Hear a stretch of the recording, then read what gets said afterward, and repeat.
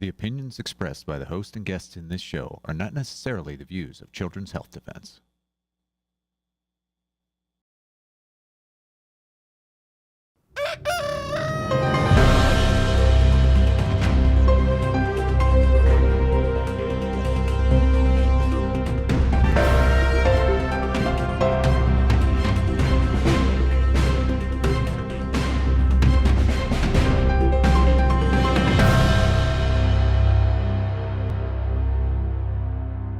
Good morning, CHD. It is Sunday, the 16th of June, 2025, and welcome to This Week with Mary Holland, President of Children's Health Defense, and myself, Polly Tommy. And Mary, the first thing we have to do is say Happy Father's Day to all of those amazing dads out there for all that you do and the support you do, and to those that have single fathers looking after adults with autism. I know there's a great many out there at the moment. So happy Father's Day to you. Thank you for all you do, and I hope you have a wonderful day.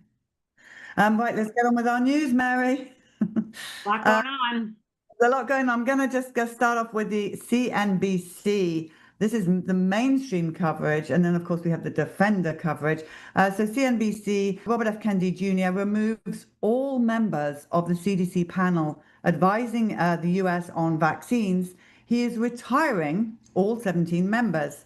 It's the latest move by Kennedy, a prominent vaccine skeptic. Remember, this is the mainstream news, to change and potentially undermine vaccinations in the US since he took the helm at HHS. Now, let's go to the real news now. That's just the mainstream coverage, and that is in the Defender.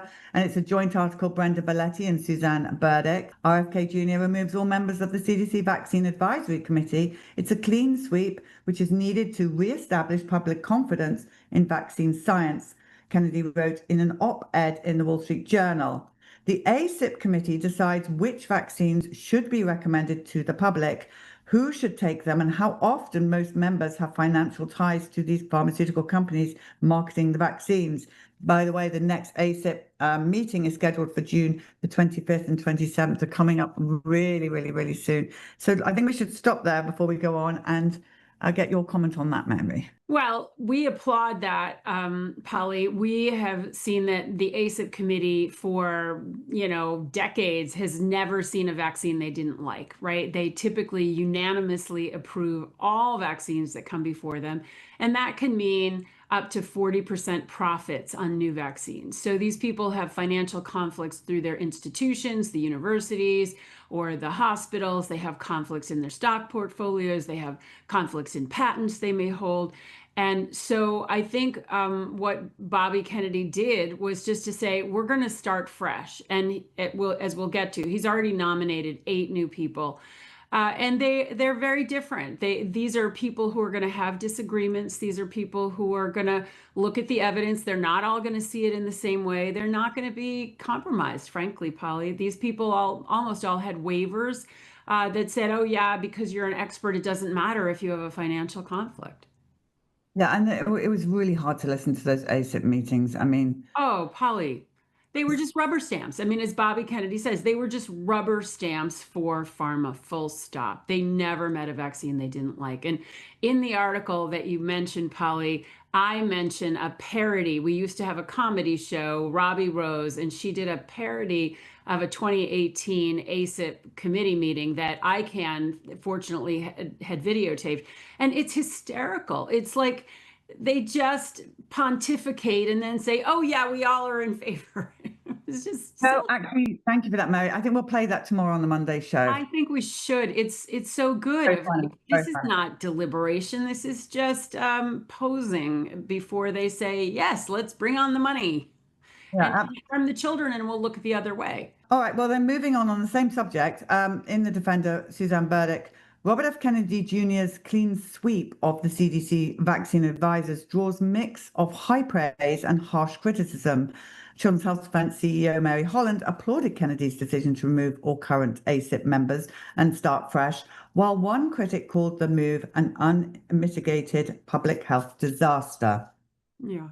No surprise, Polly. We saw the American Medical Association, the American Academy of Pediatrics, the American Nursing Association all line up and say, oh my God, what is he doing? This is actually going to cause greater distrust. I don't believe that for a minute, Polly. This is showing the world, not just the US, the world, we are going to ungrip pharma from public health decisions. And most people today, post-COVID, are like, yeah, it's been a lot too long to wait for this to happen. Brenda Belletti here, and the defender, Robert F. Kennedy Jr., taps 8 new ACIP members. Offit concedes most seem reasonable. HHS Secretary Robert F. Kennedy Jr. announced on X 2 days after removing all 17 sitting members of the CDC's Advisory Committee on Immunization Practices in what he called a major step in restoring public trust in vaccines. Mainstream media largely panned the new panelists, labeling some anti-vaxxers. Martin Kulldorff, who we expect to be open-minded, Cody Meisner, who sat on the FDA VRBPAC committee, Robert Malone, who worked in this space of vaccines and mRNA technology, but has since said that he thinks that the COVID shots are really bad. Vicky Pebsworth, who had sat on many FDA committees and had been on the board of the National Vaccine Information Center. Those are some of the ones that come to mind.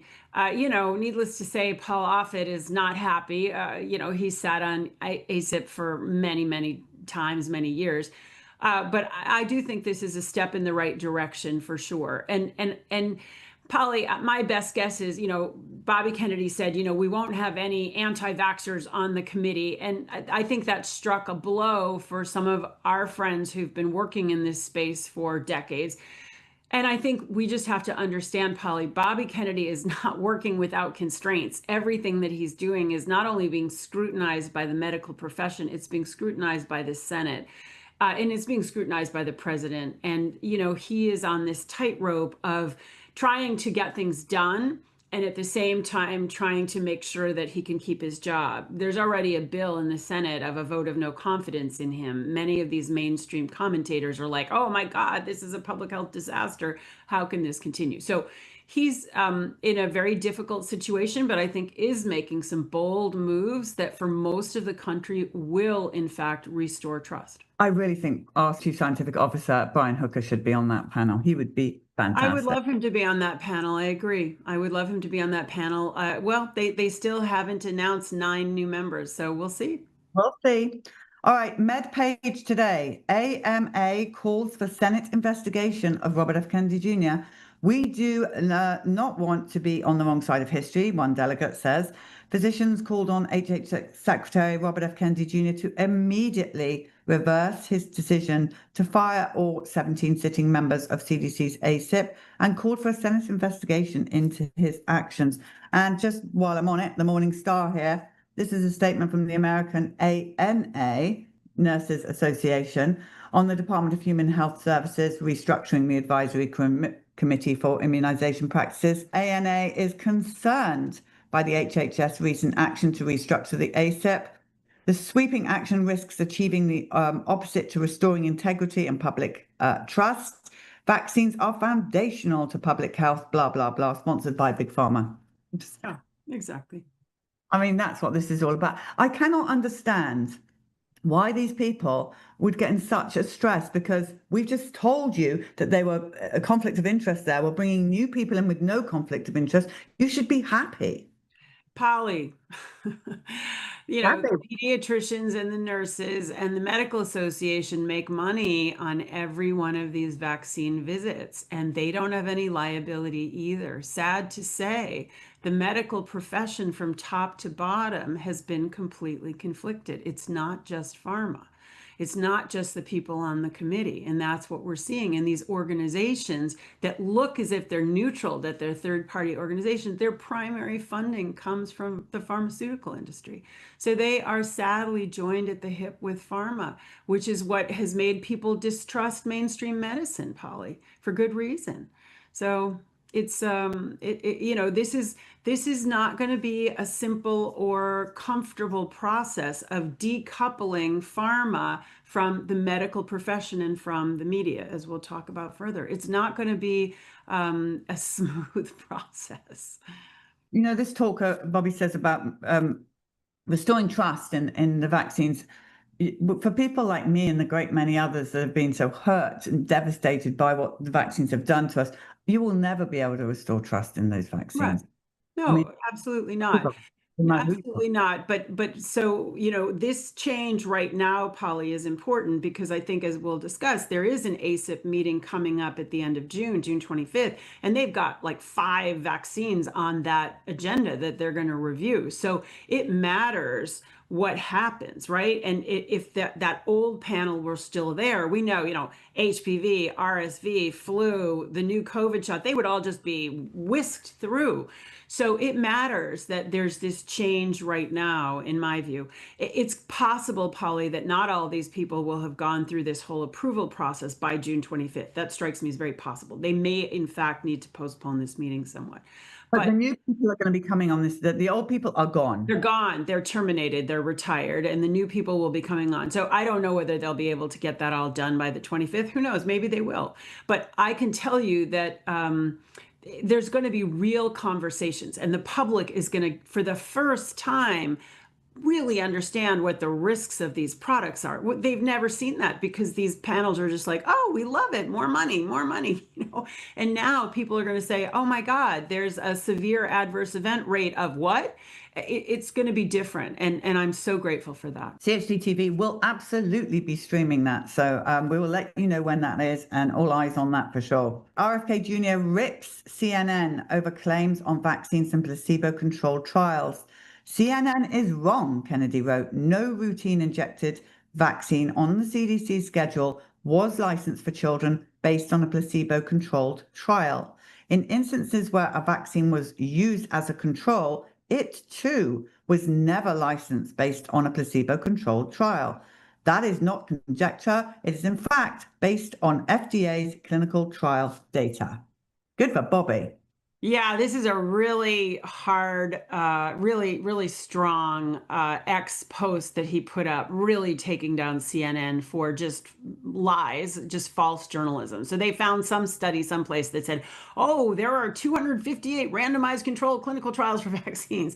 And they sort of then took this leap of faith saying, oh, everything on the childhood schedule has been tested against true placebos. And Bobby takes them down one by one of like, no, 236 of these did not use inert placebos. That's really clear. And then he takes apart the next 21, showing that 9 of them are absolutely clear. And the other ones were not for routine vaccination. So he just absolutely takes apart, item by item, the false assertions. And what I loved, Polly, that he says towards the end of this X post is he said, it's time to stop playing games. We should care as much about those who are vaccine injured as though injured by infectious disease. And that's exactly right. He's saying all kids deserve our care and protection, and we're going to stop playing games to support industry to make money. So it's a very strong post. It's really welcome. So we've got 2 articles here, part 1 and a part 2. It's by Torsten Engelbrecht and Marvin Haberland. The first one, why RFK Jr.'s call for placebo-controlled vaccine trials is justified and worth expanding. A double-blind placebo-controlled trial is considered the gold standard for clinical trials because it has the best chance of determining whether an active treatment is effective. So why are critics assailing HHS Secretary Robert F. Kennedy Jr.'s call for such trials before any vaccines are approved? Good question. And they're part 2, again, same title, and both are very good and worth reading, and we'll put those in our notes. Yeah, they're great articles, and especially in part 2, they go over what should be part of any double-blind placebo-controlled trial, and that is that there's double blinding. It turns out in the COVID clinical trials, I hadn't appreciated this. These were only observer blinded, so the doctors and nurses knew which was the shot, the COVID shot, and which was the placebo. That's not a gold standard scientific experiment. The investigators also need to be blinded.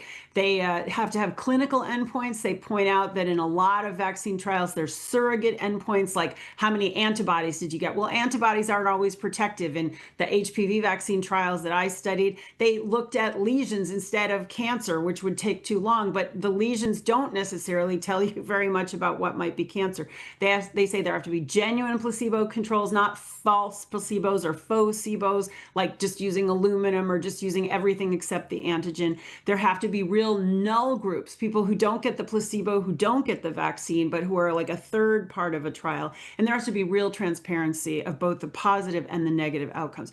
So I'm totally aligned with them that this is absolutely foundational. We have to have real placebo-controlled trials if we're going to continue to have any new vaccines. And then, of course, ultimately, after this gets applied to new vaccines, it does need to be applied to the vaccines that are already on the schedule. And new parents paying attention to this must be such an education for them, because you didn't know, and I didn't know when we walked in to vaccinate our kids that this was the safety studies, as they call it. I hadn't, Polly. I assumed, I think like every other kind of normal mainstreamish parent of like, of course they must be well tested. They are using it on millions of people. Why would they lie? Of course it must be, well tested, and there must be real safety here. I was completely wrong. But it's not an unreasonable assumption to think that these federal agencies that have existed for, 75 years would be doing a reasonable job to protect infants. Sadly, that's not the case. Okay, let's go to the wrap. Bernie Sanders and Angus King proposed drug advertising ban in consumer marketing. The End Prescription Drug Ads Now Act would apply to all drugs and biologics across TV, social media, print, digital, and radio. Remember, biologics is another word for vaccines, correct? Yes. Vaccines are biologics, yes. I don't know if I trust Bernie Sanders, I have to be honest. So what's going on here? Well, this is very exciting, Polly. So Bobby Kennedy has been talking a lot about getting rid of direct-to-consumer advertising for prescription drugs. So to me, this looks like Bernie Sanders, who's been talking about drug pricing as a problem and Medicaid, a sort of Medicare for all systems. He's trying to get out in front of MAHA, which is associated with the Republicans. So this is a joint bill by Bernie Sanders and Angus King, the junior senator from Maine, who's an independent. But what to me is most exciting about this is some of the co-sponsors are very mainline Democratic senators: Dick Durbin, Chris Murphy, Peter Welch. This is the main part of the Democratic Party. And as far as I can tell, the Republican Party that is on board with Make America Healthy Again, they would also support this. So this could pass, Polly, and this would be much stronger than simply an executive order by the president. This would be a congressional law with joint support to get pharmaceutical prescription drug advertising off of all media, print media, digital media, television media. It's a dream come true that this is actually happening, and it hasn't happened yet. But this is what I think part of what Bobby Kennedy wanted to see happen, which is that there would actually be competition between the political parties of who's doing this faster, right? Who's getting rid of the dyes faster? Who's getting rid of this prescription drug advertising faster? Who's getting rid of the conflicts of interest faster? What could be better? That's what we want people to be competing about. Oh, yeah, well, okay, kind of exciting then. Michael Novodakis defender, barring teens with medical exemptions from classroom increases suicide risk. Carl Kanthak, who has researched school vaccine exemption regulations, served as an expert witness in several lawsuits challenging the policies. He said a growing number of schools are recklessly ordering students with vaccine exemptions to stay home, even though they have no idea what students' mental status is. And this is an important article. It's very important, Polly. We know that just for humans, if you exclude people from their peer group, from their family, from their jobs, they're going to risk depression and feeling isolated and potentially suicide. And so Carl Kanthak is a long time person in the health freedom movement, really a phenomenal phenomenal voice. And he had studied a mumps outbreak in Washington state many years ago. And he found that even though Washington has laws that say you can only keep a kid out of school for 30 days with a medical exemption, they just kept them out indefinitely. They just exiled them from school. He said that it's analogous what's happening to kids with medical exemptions who happen to be medically fragile, which was the justification for getting rid of the religious exemption. Those kids are being treated as if they were guilty of disciplinary infractions, except they didn't do anything wrong. They just happened to not be vaccinated or not be able to be vaccinated. And so this is really an issue. And an attorney that we work with, Sujata Gibson, is really underscoring this. We're representing right now, or she's representing, CHD is funding a lawsuit on behalf of a 16-year-old girl in New York, Sarah Doe, who cannot receive a third booster dose of the hepatitis B vaccine. And she's been kicked out of school for over a year, Polly. I mean, this is just a healthy child, except she can't take this vaccine because she's had severe allergic reactions in the past. It's crazy. It's just straight up crazy and outrageous. And so I'm happy that we are devoting attention to these issues. And we had the pleasure of having Jane and Sarah Doe on CHD TV. Okay, Michael Caine doing a great job here. Groups ask Trump to restore religious exemptions. Teachers for Choice and Children's Health Defense are among the groups that signed onto a letter to President Donald Trump asking him to restore the religious exemptions to vaccination for children in New York, California, Connecticut, and Maine. Great job there for Michael Caine. Yeah, absolutely. So his article is based on a letter that's been done by others, and it's a big coalition, and it's about restoring religious exemption rights to the children in school in 4 states, including New York, California, Maine, and Connecticut, and asking the government to do this in whatever way. On Monday, Polly, tomorrow, the Religious Liberty Commission that President Trump created through an executive order, that is meeting in Washington, D.C. And I'm actually going to go attend that because I think religious rights are under assault, including the exemptions to vaccines, and it's very important that we preserve those. It is the first right discussed in the First Amendment. It's really critical. Well, staying on religious exemptions here, Suzanne Burdick, Massachusetts lawmakers get an earful on vaccine mandates and religious exemptions. During a hearing that lasted more than 8 hours, Massachusetts residents urged state lawmakers not to eliminate religious exemptions from school vaccine mandates and not to allow minor children to be vaccinated at school without the consent of a parent. Quite right. And that was I saw some of that. It was really good. I sat through all of that because I had hoped to testify live. I had to submit written testimony, but this was 8 hours of this hearing. Hundreds of people showed up. Candace Edwards of Health Action Massachusetts did some great organizing. They're trying to take away the religious exemption in Massachusetts, as they tried in Hawaii, as they successfully did in the 4 states that still lack them.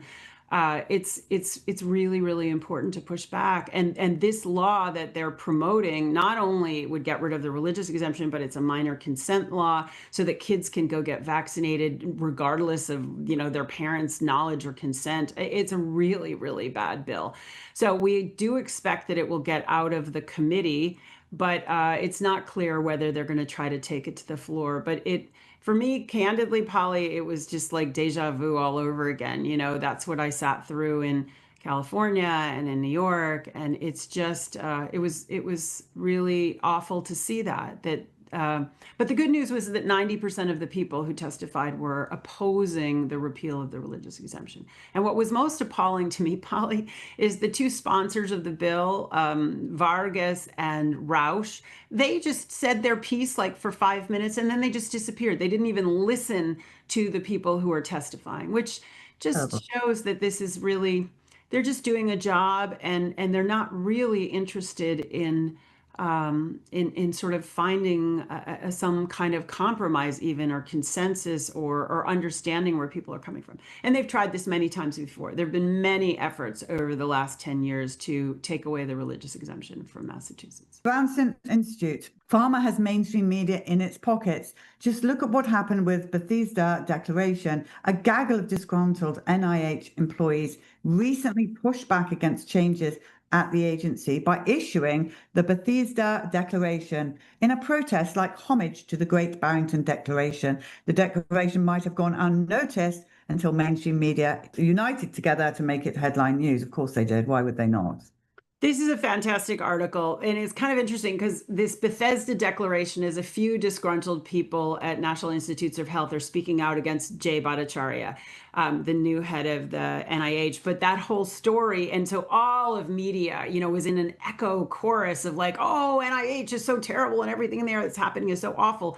And then the story about ACIP and Bobby's termination of them came out, and so it kind of swamped the story, which was good. But Jeffrey Tucker explains, it's the media is completely in the pocket of pharma, and you can see that. He also points out that Jay Bhattacharya just did a 4.5-hour podcast with Dr. Huberman. It's a podcast that gets a lot of attention in the health freedom medical space, and I think that'll be interesting. But yeah, it's a great piece. Oh, this is a disturbing article, in my opinion. Vaccine Safety Pyramid Scheme. FDA approves meningococcal vaccine for infants without placebo-controlled trials.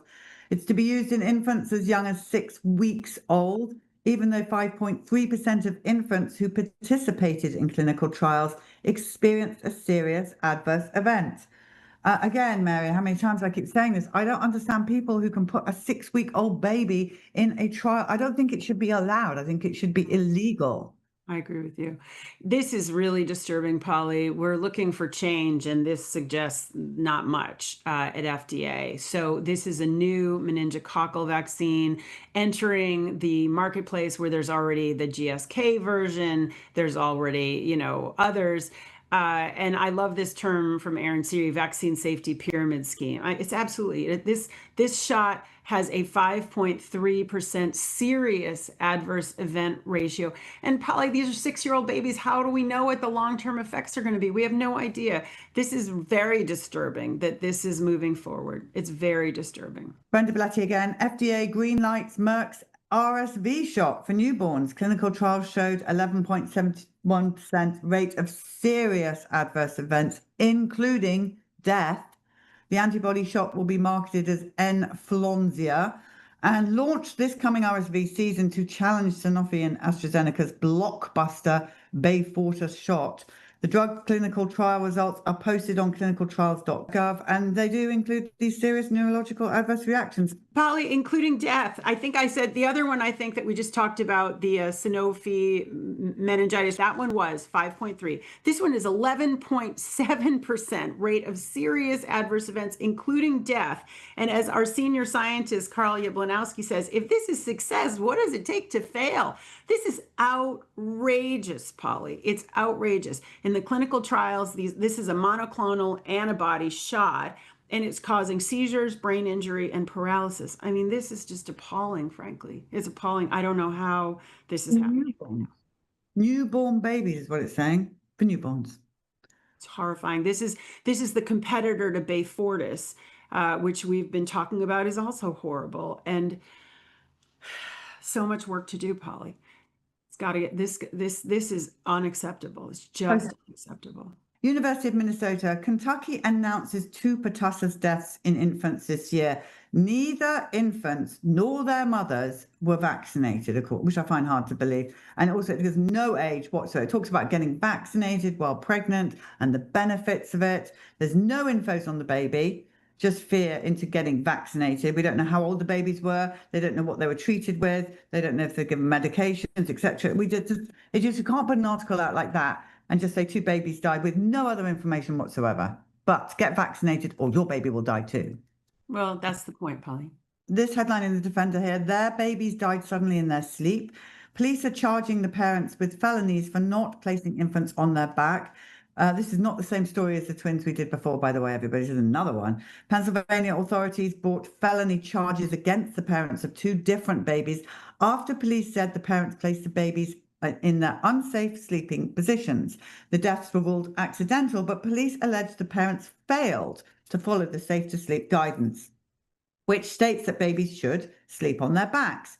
Alison Jacobson is an executive director of First Candle, a non-profit educating parents about safe sleep practices, said, there is no law against placing a baby on his or her stomach to sleep.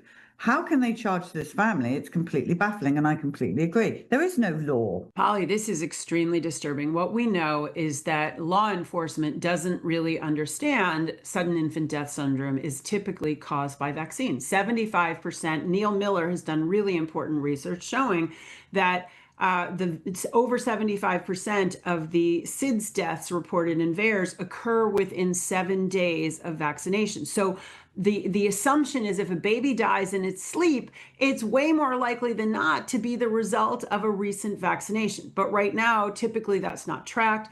The law enforcement don't know what to do about it, and they then suspect the parents. And this story talks about this unbelievable situation, Polly, of a young mother, Rasmus, who was 17 years old when her baby died in sleep. She was put in jail in 2022, and this article suggests that she is still in jail because she disregarded safe sleep practices. She's being accused of third-degree murder, Polly.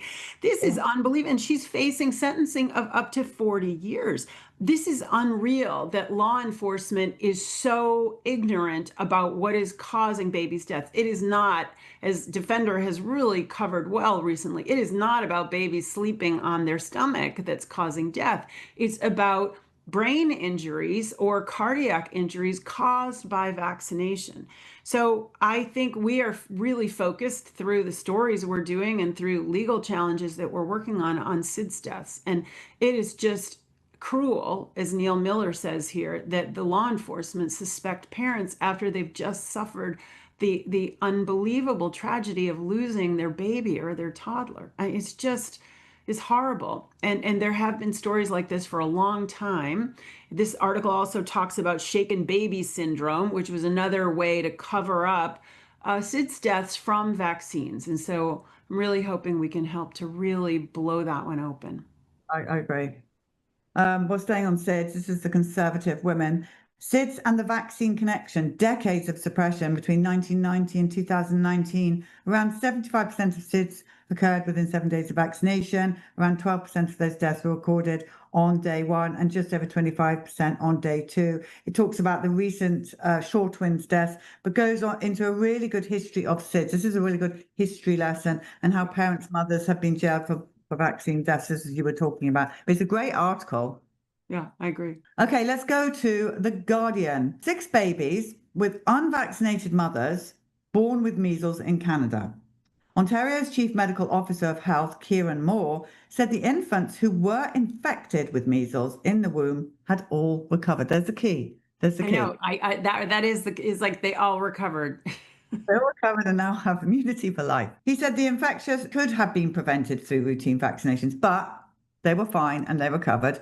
And then it goes on about congenital measles, which refers to cases in which a child is born already infected with measles, can cause inflammation of the brain and death, so be very scared. The MMR, on the other hand, also causes inflammation of the brain and death. So there's that to remember as well. In fact, I've only heard of MMR stories of inflammation and death. We don't hear of the measles, inflammation and death. They all recovered. So anyway, it's just a fear-mongering be scared article. But if you read it between the lines, as always, it's not really even a story. Okay, now this is interesting. This is Nature. How to speak to a vaccine skeptic. Research reveals what works. Questions and doubts about vaccines are on the rise worldwide, and measles has killed 3 unvaccinated people. Well, we know that's not true. So what to do, says the article.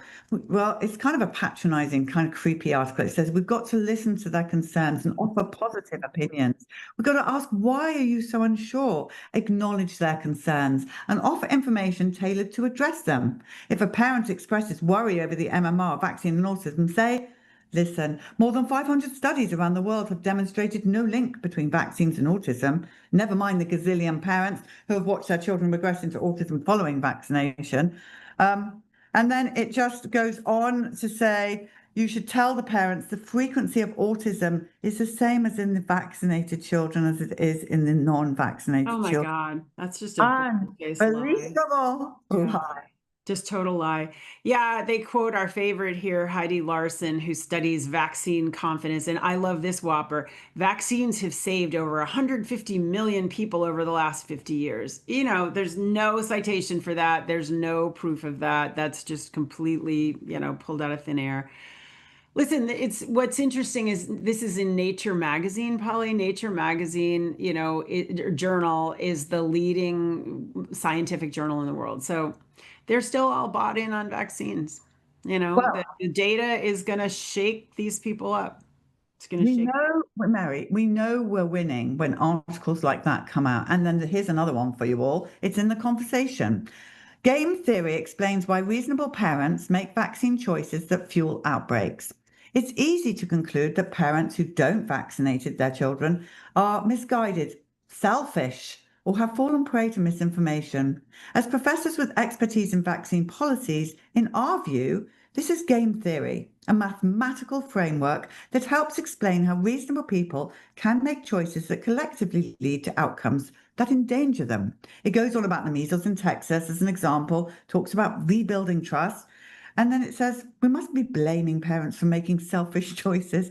This can backfire by making them more defensive and less likely to reconsider their views. It's a nauseating, desperate article. They've been doing, you know, that one, Polly, they've been doing for 30 years. You know, oh, it's the free rider problem. You know, the only reason that families aren't vaccinated is because they know everybody else is. It's ridiculous. That's not why people don't vaccinate. It's because these products don't work and they're not safe. It's the only reason. Okay, well, anyway, it was a bit of fun in a weird sort of way reading those articles. Okay, Dr. Joseph McCullough in The Defender, why taking antibiotics is one of the worst things you can do for your health. This is a study published in Nature and determined that even brief antibiotic use permanently alters gut microbiome diversity over the long term, with resistant bacteria multiplying and beneficial strains being eliminated. Antibiotic abuse is a pervasive public health concern around the world, and it is being misused. Oh, absolutely. Antibiotic resistance is a huge issue, but just what antibiotics do to the gut and to, you know, the microbiome in your gut is a huge issue. So at the end of this article, as is typical of Mercola articles, which I really love, you know, it goes over 5 things that you can do to protect yourself, like avoid using antibiotics where you can, have probiotics, you know, don't use seed oils, eat prebiotics, and consider natural alternatives to antibiotics, which he puts here as honey, garlic, ginger, and thyme. So I thought that was helpful. Honey, garlic, ginger, and thyme. Okay, good stuff. Yeah. But then there is a time and a place for antibiotics. I mean, I Yeah, literally well, have, it says avoid, you know, avoid unnecessary ones, right? There are occasional times when they're life-saving, literally, but most of the time they're misused in the food supply, right, for livestock, and they're misused a lot by pediatricians, causing additional harm to the other harms that they're subjected to. they're handed out like candy in the pediatrician's office. Oh, your child's gonna cough, take some antibiotics. Come back if you need some more, let us know. Yeah. Okay, Michael Nevadakis in The Defender. Okay, this is important. So we've been running Grace's trial all week and we will continue to do this. And so many of you are tuning in and we're grateful for that because it's important. And also she's kind of standing up for all of you out there.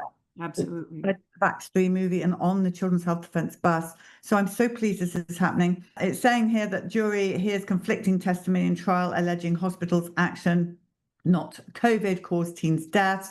At times during the first 3 days of the trial, hospital doctors and nurses who testified appeared to contradict themselves over whether 19-year-old Grace Shearer had been oversedated and whether her family consented to a DNR order. I mean, we've heard Scott Shearer talk so many times on this, and it's clear as anything that they did not put a DNR order on it. And also, it's a story as all the others that none of them did. I know. So it's a really important, you know, Polly, one of the biggest problems we have in everything related to vaccines is these cases never go before a jury. That's what the Vaccine Injury Compensation Program did. That's what the 1986 Act did. That's what the PrEP Act does. They don't go before these cases, don't go before a jury of one's peers. what's so exciting here is there's a jury and they get to listen to everything that's happened. So I actually have not been able to watch every day, but I've seen snippets of it. And one that I saw, which was so impressive, was a doctor testifying on behalf of the Shara family said, I have been in practice for 46 years and I have never seen as poor clinical judgment as I saw in this case. This girl should never have been prescribed these sedatives at that time, given her health status. This is malpractice on a scale that he said he'd never seen before. And it's pretty clear that there were huge financial incentives to put this girl on a ventilator. And they kept coming back to the family and say, would you pre-authorize the ventilator, pre-authorize it? And they didn't do that. And they didn't give the DNR. And so this is a really important case because it could open up the possibility of many other cases coming forward for wrongful death in the hospitals. They weren't COVID deaths. They're trying to say that Grace died of COVID, Polly. She didn't die of COVID. She died of all of these medications given to her, and then the doctors illegally putting on her chart a do not resuscitate order. So I'm really grateful to Scott Shara and his family in general for prosecuting this case, and to Warner Mendenhall and the other lawyers working on this case, because this is a really important case to help crack open further what really happened during COVID in the hospitals. Absolutely. And we'll keep streaming on CHD TV for that. So keep tuned in. Yeah. Okay. Michael Neverdarker's Defender. Big money for pharma, big risk for kids. When doctors prescribe antipsychotics and SSRIs for children with autism, the FDA has approved only 2 drugs, both antipsychotics for treating children with autism. Both are approved specifically for treating irritability associated with autism. However, doctors also prescribe off-label other drugs, including stimulants and antidepressants, without the benefit of studies on how multiple drugs may interact. So once again, our children with autism being used as guinea pigs. And so many families, Polly, you and I both know, the family is at wit's end. They want help in dealing with their child. Their child is uncomfortable. The child is having outbreaks that are difficult for the child and for the family. And the doctors just give them pills that have never been properly researched. They've never had the long-term safety trials that you'd think they would have. And families put their kids on these drugs. And James Lyons Weiler is quoted here. This polypharmacy, they're often on a number of them: Abilify, Risperdal, Celexa, Prozac, Zoloft. And then if you have lots of these different drugs, it's just so hard to they have health effects, they have severe adverse consequences, then it's very hard to get off these drugs. So it's a real issue. Well, they're permanently completely sedated, basically, is what I've seen so much time. They're just dribbling wrecks, which is no life. No. It's disgraceful. Okay, this is disgusting. This is our last article. Brenda Belletti, FDA approves first lab-grown salmon based solely on manufacturer's safety claims. In its approval letter, the FDA said that it understood from Wild Type's own safety testing that the company had concluded that foods comprised of or containing the cultured cellular material made by the company's production process were as safe as comparable foods produced by other methods. It is like lab-grown salmon, gross. Totally gross. I see you don't have a strong opinion about this, Polly. The good thing that they're really pushing hard on this lab-grown meat and eating insects and all this nonsense. People are not having it, Polly. The good news is they can approve this. They're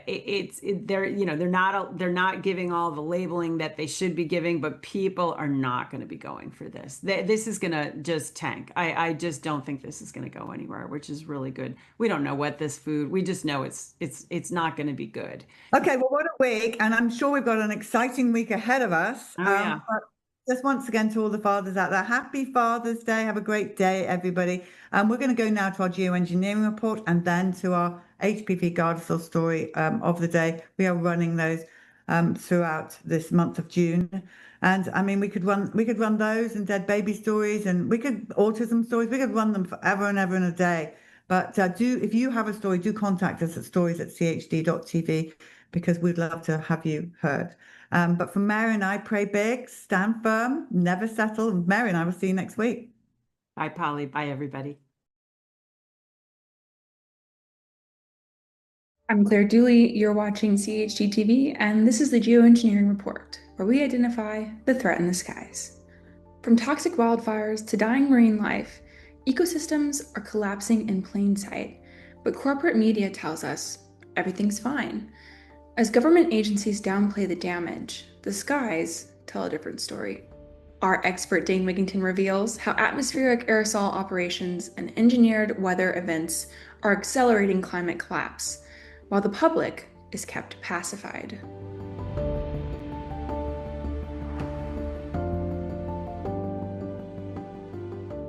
Planet on Fire. I watched that video, Planet on Fire. So it was petrifying. So tell me why this is not mainstream news. Why are the weather channels not reporting what you are finding?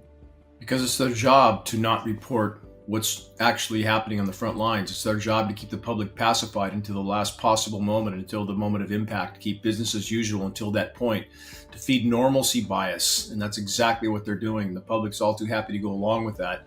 With electronic devices, they occupy their time with football games, bread and circus till the brutal bitter end, Polly. But that needs to change. If we're to have any chance of salvaging anything for anyone pressing onto the future, we need to deal with what's happening right now. And there's not enough people willing to do that. That needs to change. It's going to take all of us to do that.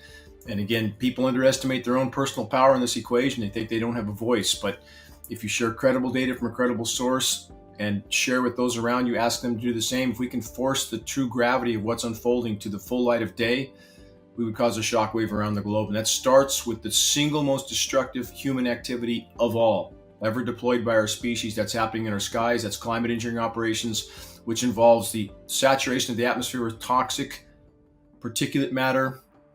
And that bleeds into other areas, which is triggering fires. You guys know about the smoke situation right now happening from Canada. We have the quote Sahara dust coming from the other side of the pond. And neither of these items or these scenarios are just what we're told. There's massive amounts of climate engineering aerosol spraying being intermingled into all of this. So it's quite a toxic brew, Polly.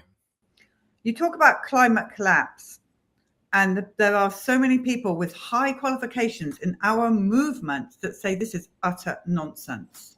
Yeah, that's truly perplexing when they recognize the utter nonsense of the battle they're focused on, the quote, safe and effective medical treatments, that is utter nonsense as well. They deny this issue, which is perplexing to us. It's truly perplexing because it's not like we're speculating or theorizing or hypothesizing.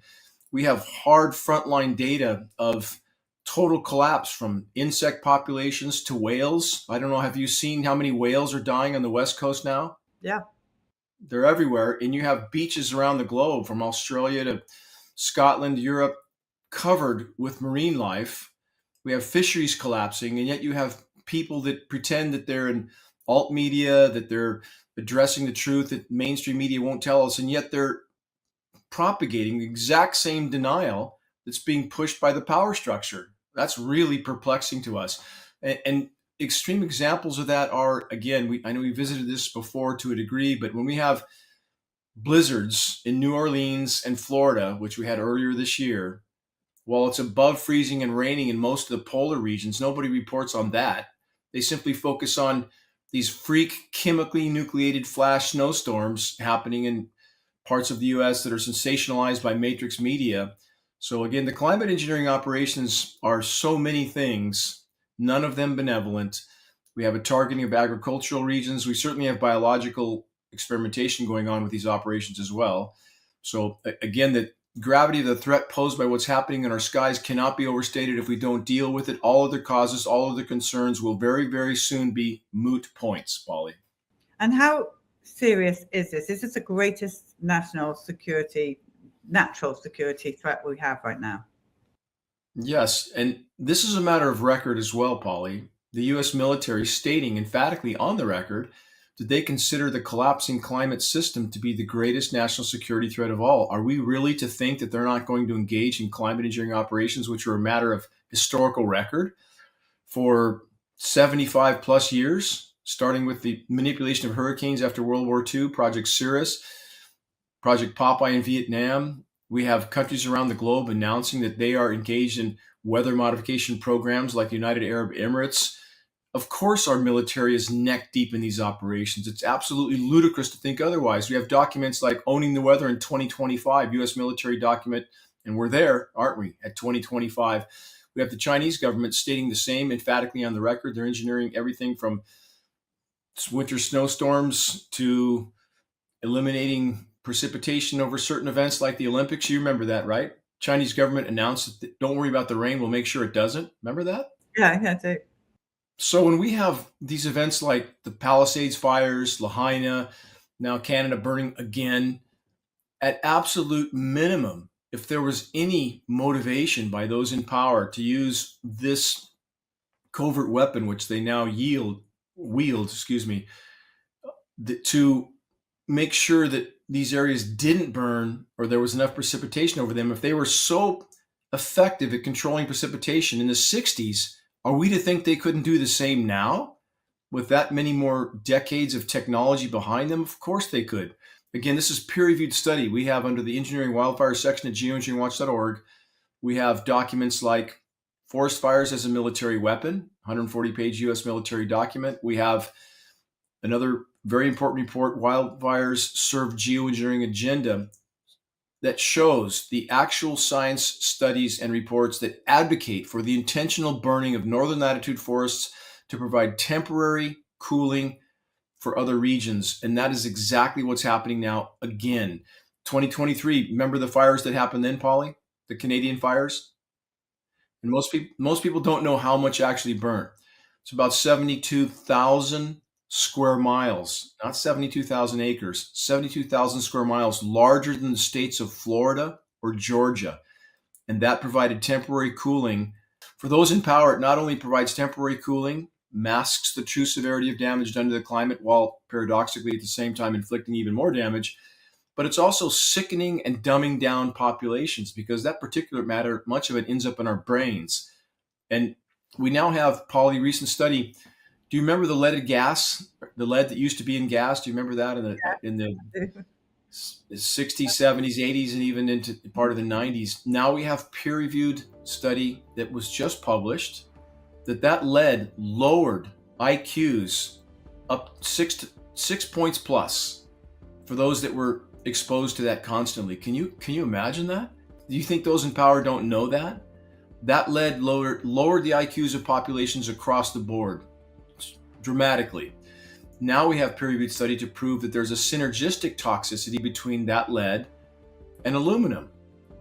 And we all have aluminum in us now because it's a primary element in climate engineering patents. And we have peer-reviewed study to prove there's synergistic toxicity between aluminum and mercury, two of the elements that are in the, quote, safe and effective medical treatments, right? Which aren't. So again, from every conceivable direction, those in power know exactly what they're doing. They're using weather as not only a weapon, but biological warfare along with that, Polly.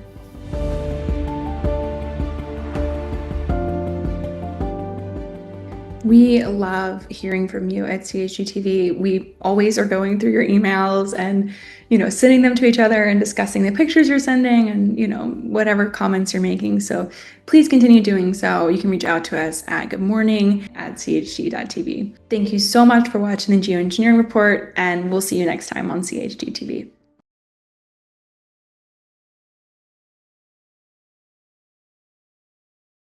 We're live. Okay, hi. Tell everyone your name. Sarah. All right, Sarah. So, how long ago did you take your first Gardasil shot? 14 years. 14 years ago. It was right when it came out. And were you totally up to date on your vaccines? Yes, like 100%. I got, like I said, my mom was in the medical field, and she has since left the medical field, and she was a pharmacist, right? She was, yes. And she no longer believes any of that, so that's good. But because of what happened to you?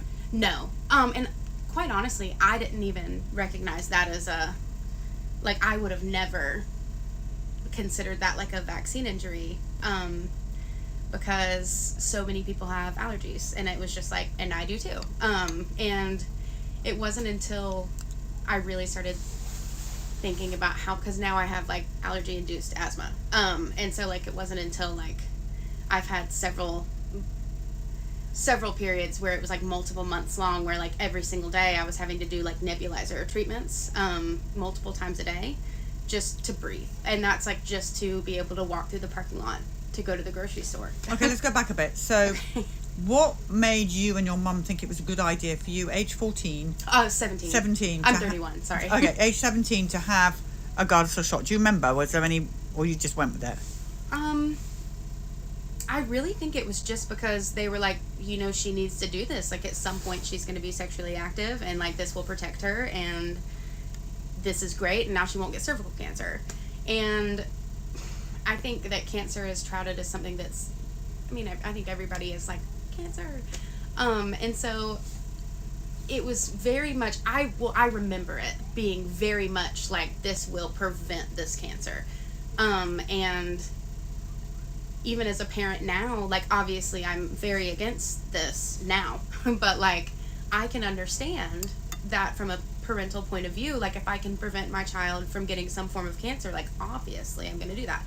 I think we just know now that that doesn't do that. So you took your first shot, Mhm. and how did you feel after the first one?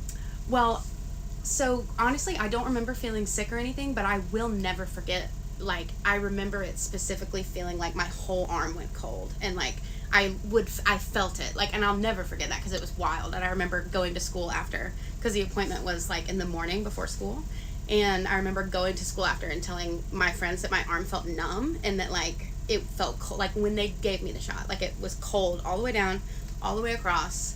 Like, I felt it go through my whole body almost. And I don't even know if that's possible, but I remember feeling like it did. And I was just like, ugh, like it gives me almost chills thinking about it, like, because it was just gross. Like, I remember it feeling gross. We have a lot of people who took the Gardasil shot that talk about the searing pain as the needle went in. Well, and it was like, to me it felt like ice cold. Like, it was like ice. And I'd gotten vaccines before. And I didn't remember it ever feeling like that. Like, freezing cold. Like, it was weird. It was just really weird. And like I said, I didn't get the third one. I only got the first two, and the third one was just pure, I didn't really show up to things that I wasn't forced to show up to, So let's go back to the second one then, Okay. before we do the third. How did you feel after the second one? It was basically the same. Like, it just, I remember like dreading it, and I was not dreading the first one because I've never really been, needles don't bother me at all. Like, getting my blood drawn doesn't bother me. Nothing like that bothers me. So I never was like apprehensive about shots. Just because to me, if you weren't looking, then you didn't feel it. But because of that, I was dreading the second one, and it's really like the first time in my life I've ever like dreaded a shot. And I think that was actually the last time I ever got any kind of vaccine, and not because I was like anti-vaccine after that, but just because I was kind of like, ugh, like, I didn't think it was bad for me, but I just didn't want to do it. So did you tell your mum, say, you know, she's a pharmacist, Mum, my arm feels crazy after that? Did she have anything to say about that? No, but I also have always been very, I feel like, especially back then, even I was an athlete back then, and I was being tough was like a very huge point of pride for me, so probably still. I've had 2 natural births, so it's like I like to be strong. So to me, it wasn't, you know, I wasn't on the floor dying or anything, so it wasn't something that I was going to be like, oh, like, I didn't like that. So I just wasn't going to complain about it because of that, you know, like, I just... Okay, so your third shot, your mother books you in for, and you can't be bothered to turn up. Oh, thank God for that. Yeah, really. I just didn't go. Honestly, I just literally didn't go. And I don't remember there being like an argument, like, why didn't you go? I don't know if they even called her or anything. I don't know. So why do you think those 2 Gardasil, and you didn't turn up your third because you couldn't be bothered, but why do you think those 2 Gardasil affected you and your allergies? Why are you why, you know, So, couldn't it be something else? well, and I know people have told me that allergies do sometimes randomly start throughout your life. And for years I said that it was my body changing. Like, just, you know, like every couple of years you like have a different set of cells or whatever. So for years I said that. And it was not until when I changed my mind about vaccines as a whole was when I quit vaccinating my son. And I didn't think of myself at all during that. It was just very centered around my child. And I didn't think about how they would have affected me until I was pregnant with my daughter. And I knew I wasn't going to do anything with her. So she's had nothing? Mm-mm. And he's had a few? Up until 6 months.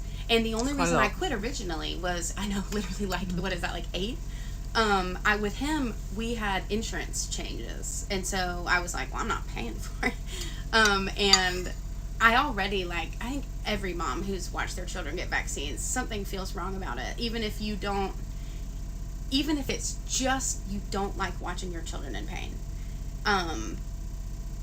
But I don't know one single mother that wouldn't agree with that. Yeah. That's watched it. I don't know one. So, and what's the difference between your 2 children, vaxxed and unvaccinated? So, and that was originally what I wasn't planning on talking about myself, but my daughter specifically, she has never been sick longer. I think the longest she has ever been sick is like a day and a half, and everything that she gets everything because my son goes to a co-op 3 days a week, and so her first year of life, he was in school most of it, and every single thing that he would bring home, she would also get. And we would too. I would stay sick the longest, and then my son, and then my husband, and then my daughter. And my husband is a good example because his mom quit vaccinating them when they were 2, and he's 30 or 29. He'll be 30. And he definitely has a significantly stronger immune response than me. Mm-hmm. But he has several. I was adopted. I was a C-section, I was not breastfed, and I was fully vaccinated. And then my husband was, vaginal birth. Breastfed until he was 2.5. Only got until 2 years old, which back then was probably 3.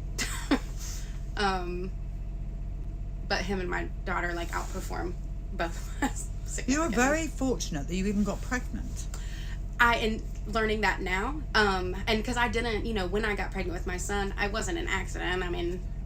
I mean, people know how babies are made, but I wasn't I wasn't trying to get pregnant, but I didn't think anything about it. I had a pretty healthy pregnancy. I wasn't super healthy at the time, but considering that, I had a pretty healthy pregnancy, and then I had a natural birth, and that went great. And then I never even considered miscarriage or anything until I had my first one. And that was 3.5 years after my son was born, my first miscarriage. And then 6 months after that, I got pregnant again. And then I had another miscarriage. And then... And how many weeks was these miscarriages? They were both at 7 to 8 weeks. It was almost the exact same time frame, which was strange to me.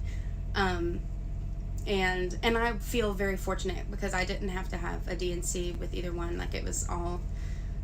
everything went as well as a miscarriage can go.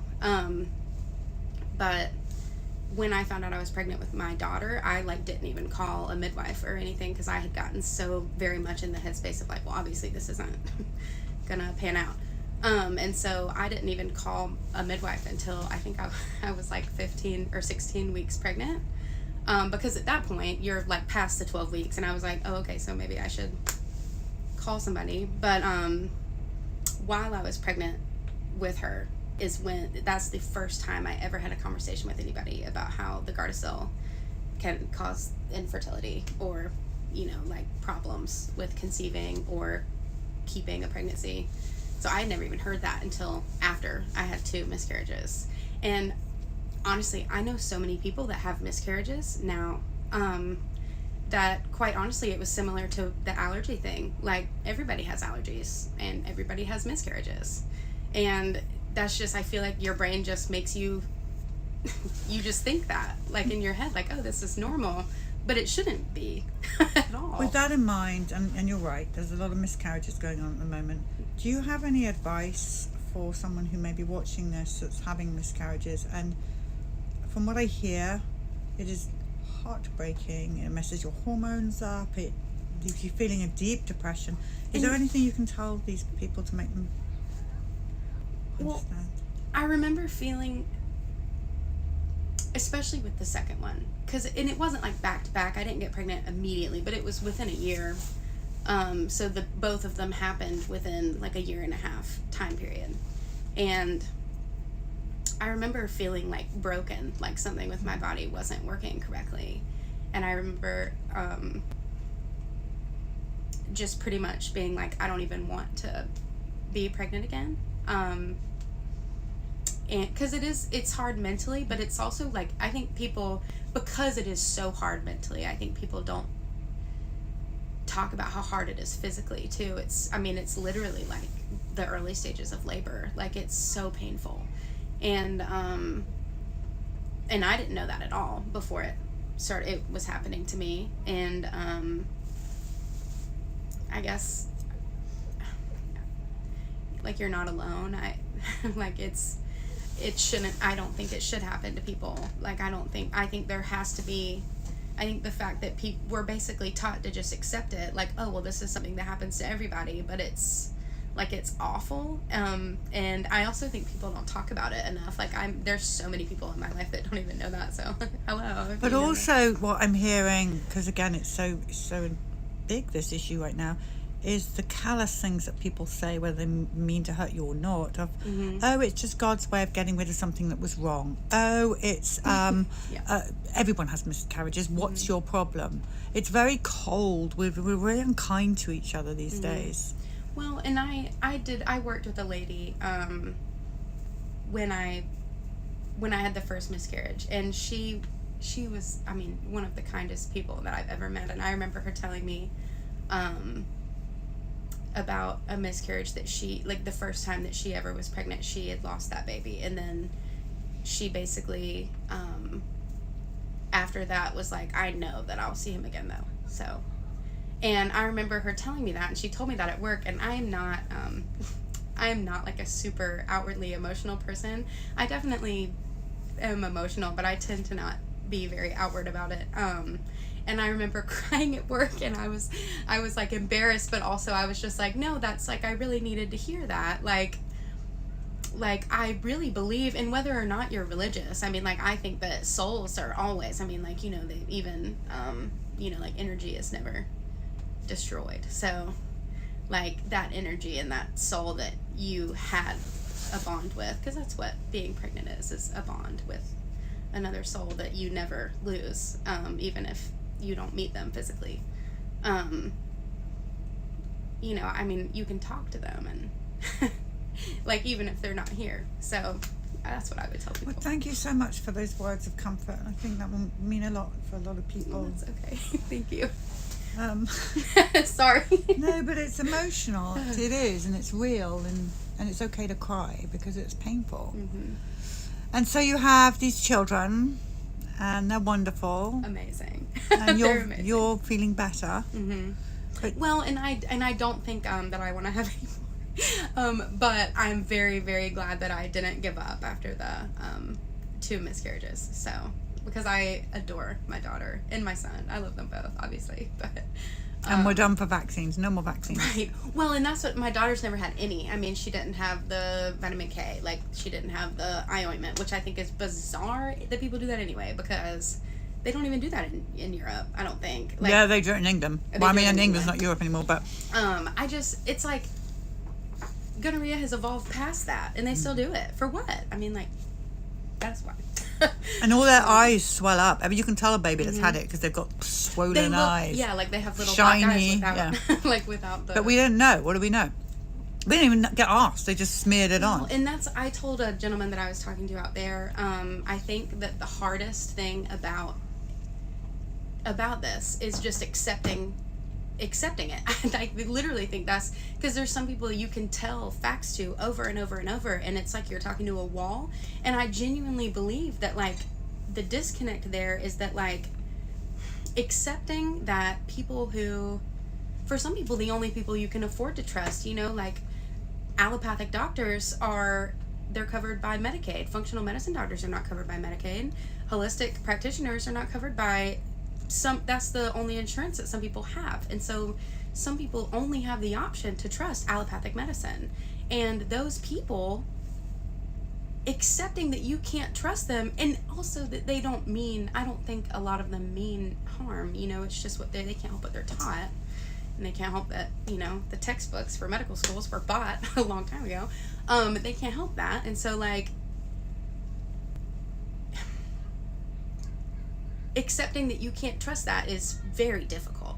And I think that that's the biggest hurdle, because you want to be able to, trust is like the basis of feeling secure. Like that, my dad was kind of a conspiracy theorist when I was younger. And so for me, not trusting, you know, people in power was like easy peasy. But for some people that grew up very secure and like trusting things, I think that it feels almost impossible. Like that would never happen. They would never do this on purpose. You know, I do think that's the biggest hurdle. Like, cause it's very hard to accept that, I think. Well, you speak beautifully, and we're so grateful for your wisdom, and sorry for the pain you've been through, and thrilled that you have healthy children. I think I can hear them outside the bus. They are loud. Oh, they very much are. They very much are. My daughter, recently, this is actually the only story I had planned on talking about, so sorry. But recently, like a little bit over a month ago, they both had gotten hand, foot, and mouth, and it was going around my son's school. And my daughter didn't even have a rash at all. And I have dreaded hand, foot, and mouth since I was pregnant with my son, because you look at the pictures online and it's like all the way down their face, their neck, up their arms, and everything. And I was like, oh my God, like, and they say it lasts 2 weeks, and it's just like super contagious. And like, I've been dreading that ever since. And my daughter, not so much, not even one bump. And then my son had like 4 little bumps that went up a line on his arm, like a rash looking thing on his foot, 1 bump on his mouth, and that's it. And then there was a nephew of somebody who went to my son's school who is fully up to date on everything, and he was Covered. Yeah. And so like, and you know, I think there's multiple factors that go into that, like letting the fever burn, like having a healthier immune response overall because of other decisions. But like that specifically I was like, wow, because the only reason I knew it was hand, foot, and mouth is because they had sent out an email from his school about how they all had it there. Because otherwise I wouldn't have, I just thought he had a rash. Because for him, it was only there for 3 days, and then it was gone. I mean, and that's like, I've been dreading that one sickness specifically because it's touted as being so, like, not severe, like, not like life-threatening or anything, but, That's the fear-mongering for you. Right. Then it's just like, oh, it's like so bad, and they'll have it for so long, and I've seen kids have it for weeks, and it was kind of a breeze. So the moral of that story is the vaccine-free, or the ones that are least vaccinated, did better with hand, foot, and mouth. It seemed that way. Nice little study. It seemed that way. It was a personal, like, up-close study that I accidentally got involved in. But that made me feel pretty, little things like that. Because, you know, the fear-mongering, like you said, it's overwhelming as a mom. Because you believe one thing and you really believe it, but then fear really it grabs you. It's sick. And I haven't doubted the decision to not vaccinate ever. But I do get scared of like sicknesses, and it's funny because I won't even think that I need to vaccinate for it, but I'm still scared of the sickness. And literally every time they get sick, they're fine. So so far. So yeah, that was just an encouraging thing for me, that they both, but her immune response to things seems to be, I mean, light years better than mine, especially. I'm like the sickest one in our family. So Well, thank you. Thank you so much. It was very nice to meet you. Yeah, it was You nice too. to chat with you as well. Thank you for your advice. Much Thank you. needed. Thank you. Thank you.